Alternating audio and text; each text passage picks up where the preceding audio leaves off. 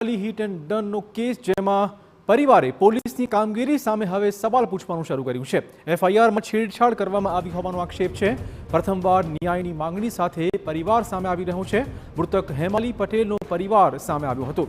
આરોપી રક્ષિતને કડક સજા થાય તેવી માંગણી મૂકવામાં આવી છે।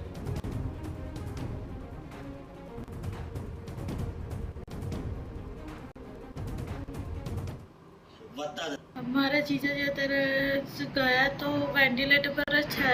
એમને ખાલી કઈ આંગળી હલાવે પગ હલાવે એવું થોડુંક છે, પણ એમને પણ એવું જ છે કે બહુ ક્રિટિકલ કન્ડિશન। એમણે કઈ લખીને પૂછ્યું કે હેમાલી ક્યાં છે?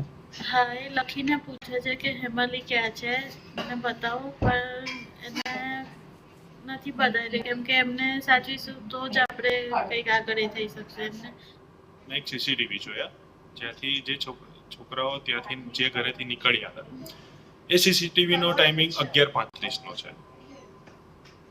તદુપરાંત આપણે એફઆઈઆરમાં જો જોઈએ તો ઇન્સિડન્ટનો ટાઈમ 11:15નો બતાવ્યો છે। જી, તો શું એ લોકો એક્સિડન્ટ કરીને પાછા ઘરે આવ્યા હતા?